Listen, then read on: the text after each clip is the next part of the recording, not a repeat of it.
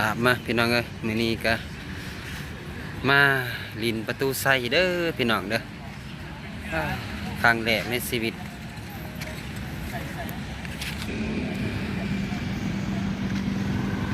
ลองมาแวะมาลินเบิ่งพี่น้องเอ้ยเปิดหูเปิดตาโธ่ถือว่าบรรยากาศดียามแรงพี่น้องเอ้ยหันตามาทางนี้เด้อพี่น้องเด้อก่อนอื่นมันกันกับทักทายสบายดีพ่อแม่พี่น้องเมื่อสุคนเด้อที่เข้ามาสู่ซองบามิกเนาะว่าสิอยู่ฝั่งไทยหรือฝั่งลาวก็ยินดีต้อนรับเข้าสู่ซองบามิกแนลเช่นเก่าเช่นเดิมพี่น้องเอ้ยไปพี่น้องมื้อนี้บามิกก็สิย่างลินอยู่ประตูไส้เนาะพี่น้องเนาะคือว่ามาเปิดหูเปิดตาหลังจากที่มานครหลวงเวียงจันทน์พี่น้องเอ้ยเฮ็ดเวียกมามีเมื่อยก็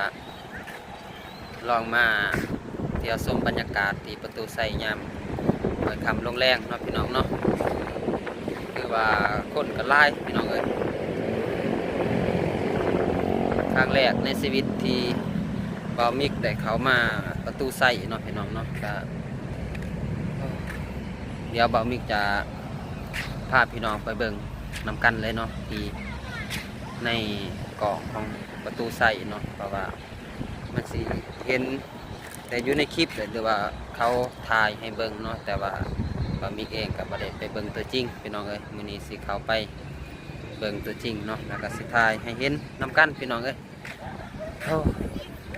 ถือว่าบรรยากาศดีแน่มื้อนี้พี่น้องเอ้ยลมพัดเลยอยู่ประตูไส้เด้อพี่น้องเด้อ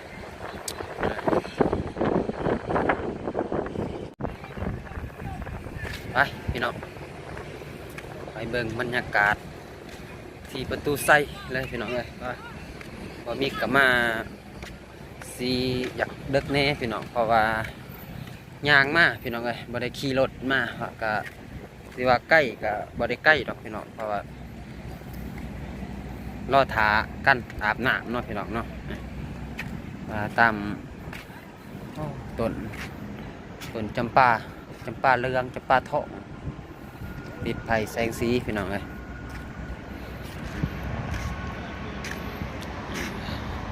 สำนักงานนายกรัฐมนตรีเนาะทางนี้ก็ทางข้างประตูไส้พี่น้องเอ้ยหมู่ก็ย่างไปก่อนละพี่น้องเอ้ยไหวอย่าลิว่ามิกยังเปิดคลิปอยู่ทางหมู่ก็ย่างไปก่อนละไปพี่น้องมีแต่เที่ยวส้มน้ำกันเด้อพี่น้องเด้อมาเปิดหูเปิดตาน้ำเบามิกวันนี้เนาะพี่น้องเนาะไปพี่น้องโอ้พี่น้องเลยบรรยากาศดีเรียกว่าม่วนพี่น้องสิคนบ้านนอกพี่น้องเอ้ยเข้ามาเมืองว่าอยากสิเว้าแต่ว่ามาบ่ทันพี่น้องเอ้ยน้ำพุนี่เขาปิดประมาณ8 โมงพี่น้องนี่ก็8 โมงป้ายแล้วพอมิกมาหอดกันบรรยากาศยามมื้อแรงพี่น้องเอ้ยคนกับมาลายอยู่พี่น้องแต่เขาก็ทยอยเมื่อแน่พี่น้องเอ้ยนี่แหละทีมงานสบายดีเด้อบ่าวป้องสบายดีกับสิทานนี่บ่าวป้องคนพี่น้องมานำกันพี่น้องเอ้ยกับบ่าวมิกแล้วก็สบายดีบ่าวสั่งบ่าวนั่นบ่บ้านเดียวกันพี่น้องมากะ4 คน5 คนเนาะอยู่บ้านเดียวพี่น้องเอ้ยมานำกันบ่าวมิกนี่แหละมาส่วนเขามาแต่ว่ามา2 คนก่อนกับบ่าวป้องพี่น้องจะได้ม่วนบ่พออยู่พอได้เห็นไปจังสันเลยไปเบิ่งทางในเลยปะปมิกไปก่อนเลยไปก่อนพี่น้องเขามาแต่ว่าทางบ่าวมานำพี่น้องเดี๋ยวน้ำพุแต่ว่าปิดเรียบร้อยเลยว่าสิมาเบิ่งไฟแสงสีเลยบ่ได้ทันซ้ำพี่น้องเอ้ยแม่นกันแต่สิไปเบิ่งทางประตูไส้ไปเลยเนาะพี่น้องเนาะ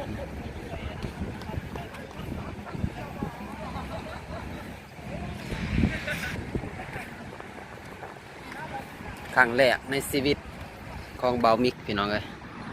มาประตูไส้แต่ว่านครหลวงเวียงจันทน์อยู่ประเทศลาวเนาะพี่น้องเนาะแต่ว่านครหลวงของประเทศลาวเฮาเป็นเอกลักษณ์แต่ว่าประตูไส้พี่น้องนี่แหละถ้าว่ามาเวียงบ่ได้มาประตูไส้หรือประถาดหลวงเนาะก็ซัมบ่ฮอดเวียงพี่น้องเพราะว่าจุดหลักๆแม่นประตูไส้กับถาดหลวงเดี๋ยวโอกาสหน้าบ่มิกสีพาพี่น้องไปเบิ่งทางประตูไส้แล้วก็ประถาดหลวงนํพี่น้องนี่แหละครั้งแรกในชีวิตพี่น้อง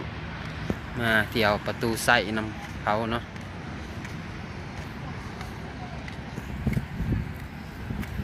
นี่คนต่างชาติแน่พี่น้องว่าคนจีนเห็นหลักๆลาย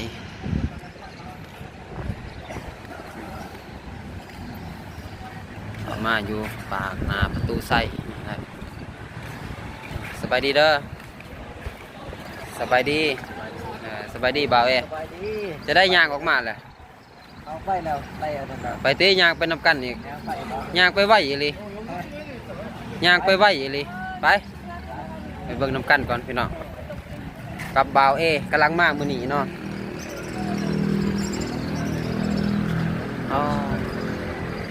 ข้างหน้าเขาสิแกะสลักเป็นหูพระพี่น้อง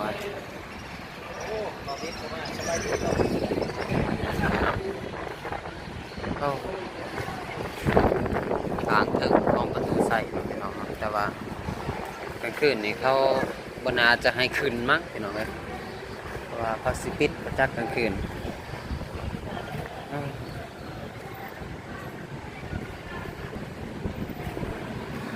สิเป็นด่านหลังของประตูใส่เนาะพี่น้องเนาะ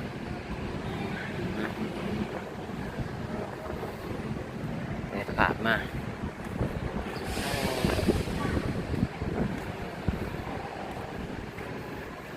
เขามาเมืองหลวงของประเทศลาวพี่น้องเอ้ยมาทำงานนี่แหละพี่น้องเอ้ยบ่ได้มาลิ้นมาเที่ยวมาหาเงินทำงานพี่น้องรับจ้างเขาแต่ว่าบอนที่บ่มีเขตวิอยากกะสิไก่ประตูไส้แน่เนาะพี่น้องเนาะคนกะเริ่มสิเมื่อมืดพี่น้องเอ้ยทางนี้ก็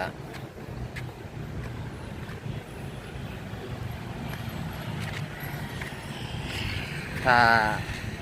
พี่น้องมาเที่ยวส้มนำกันกับบ่าวมิกพี่น้องบ่าวมิกกับบ่ได้อัปเดต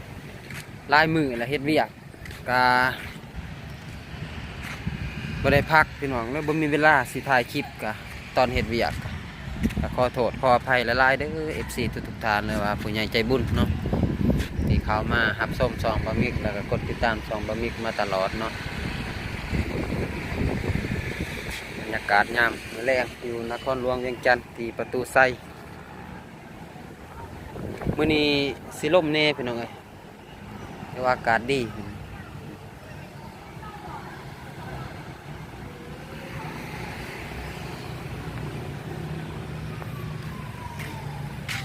เป็นด่านหลังแต่ว่าทางหน้ามีน้ำพุแน่น้องพี่น้องเป็นภาพเบื้องด่านหลัง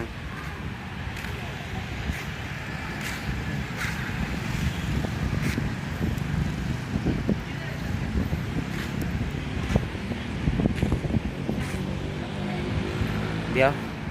ย่างไปหาหมู่ก่อนพี่น้องจะน้อยลงกันซองดามเลยพี่น้องเนี่ยเพราะว่าบอนที่เขานางหลินเนาะพี่น้องเนาะนี่แหละ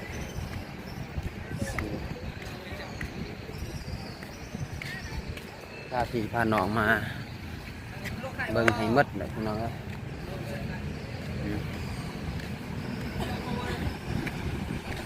คือว่าซีด่านนี่เสียขายคือกันหมดเดินนี่พี่น้องถือโอกาสมาเลาะให้เต็มที่พี่น้องมื้อนี้เปิดหูเปิดตา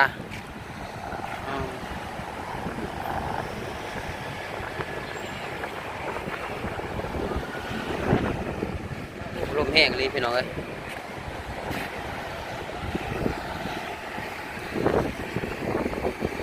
ในตัวเมืองใหญ่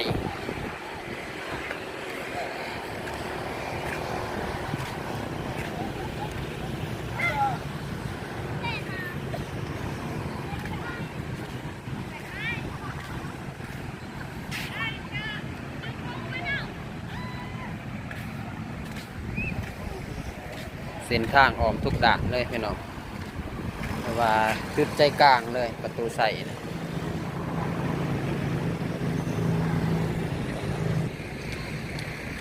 เบื้องหลังก็จะเป็นบ่าวสาวหยอกกันน้องพี่น้องเนาะคือว่ามาสมริวแล้วก็มีบ่าวสาวหยอกกันมวนซืนนี่แหละพี่น้องเอ้ยตามวัยรุ่นเนาะไปลงมาทางลงโอ้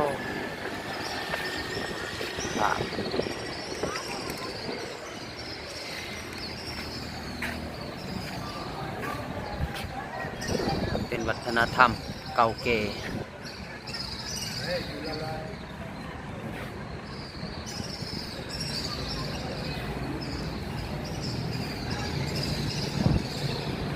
ทีมงานกันไปใส่หมดเลยบ่าวเอกกับบ่เห็นแหละ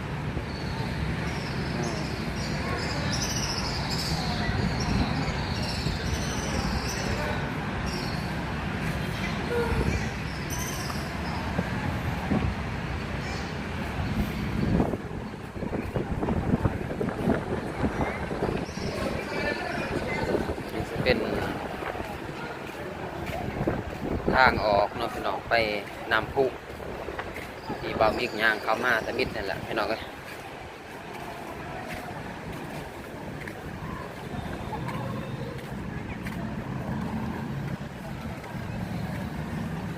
กล้องก็ยักซีมืดๆนี่พี่น้องเพราะว่า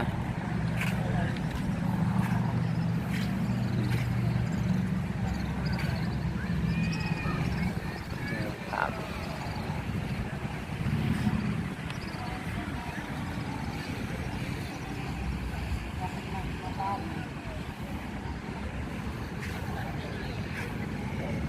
คือว่าแหล่งท่องเที่ยวที่สวยงามพี่น้อง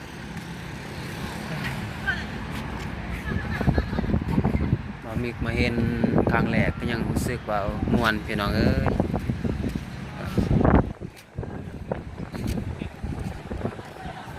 เดี๋ยวก็สิได้กลับเลยพี่น้องเอ้ยเพราะว่า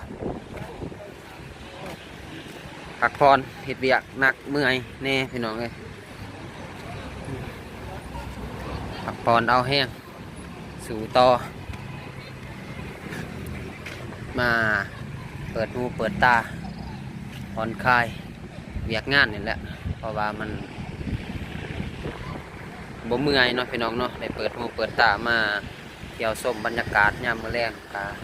ที่ประตูไส้ก็ถือว่าผู้คนหลายพี่น้องมาหาถ่ายรูปที่ประตูไส้คือว่าแนมจุดนี้ออกไปใส่น้ำพุคือว่าสวยงามนะครับ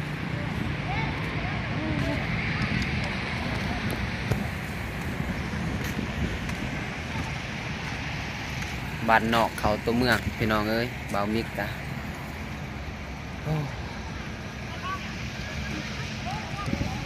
หมู่จะไปทางใดหมดแหละจะได้นำ5 หมู่อีกแล้วพี่น้องเอ้ยเดี๋ยวนี้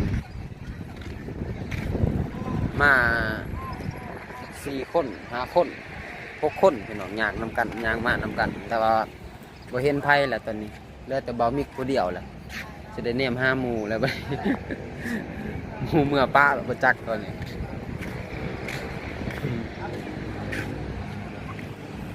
วิวนี้งามดีพี่น้องโอ้ยพี่น้องอยู่จุดทุดคุณจะเนม5พี่น้องเอ้ย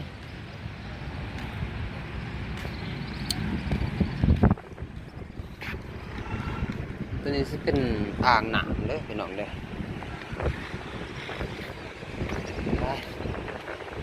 โอ้ทีมงาน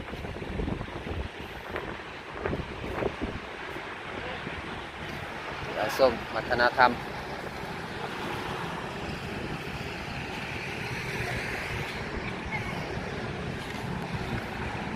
ไปหาหมู่ก่อนพี่น้องเงาอยู่คนเดียวกัน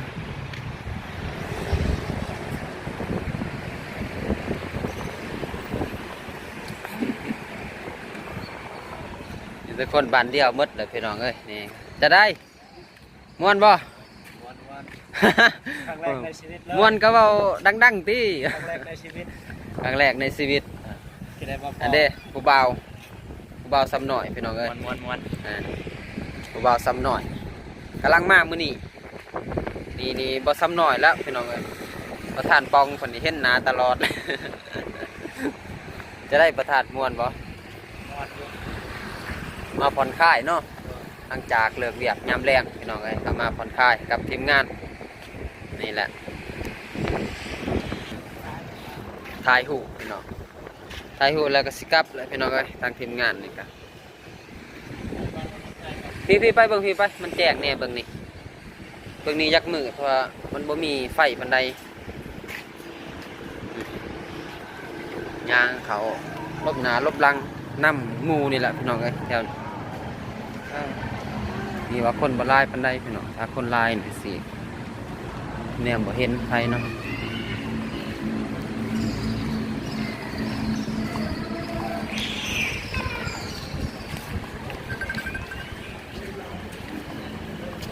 เอามาว่าอลังการดีพี่น้องเอ้ยเนาะอยู่นี่คือสิแจกเนี่ยอยู่นี่ถ่ายทันถ่าย แจ้งคือ คือว่าคนเขามาไล่พี่น้องผ่อนคลาย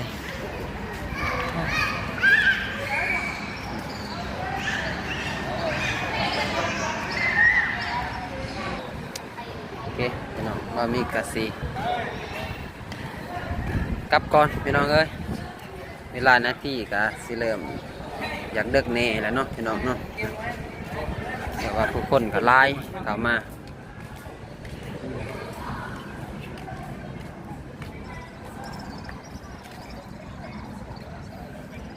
เพื่อว่าได้ผ่อนคลายจิตใจหลังจากเฮ็ดเวียกเฮ็ดงานมาไม่เมื่อยเนาะพี่น้องเนาะกลับมาอย่างชมวิวบรรยากาศยามแรงที่ประตูไซพี่น้องเอ้ย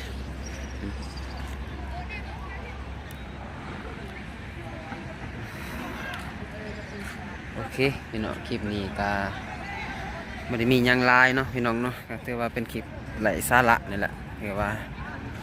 พาพี่พาน้องมาเที่ยวชมประตูไซนำเบามิกเนาะก็ถือว่าสิได้จบคลิปก่อนพี่น้องเอ้ยมีแต่พอๆกันคลิปหน้าหรือคลิปต่อๆไปนั่นแหละพี่น้องเอ้ยของเบามิกเนาะเบามิกก็สิได้จบคลิปก่อนเนาะพี่น้องเนาะมีแต่ไว้พอๆกันคลิปหน้าหรือคลิปต่อๆไปเด้อพี่น้องเด้อวันนี้ก็ก่อนอื่นมันก็ขอขอบใจทางผู้ใหญ่ใจบุญหรือ FC ทุกท่านเนาะที่เข้ามารับชมซองบามิกแล้วก็เป็นกำลังใจให้บามิกมาตลอดเนาะบ่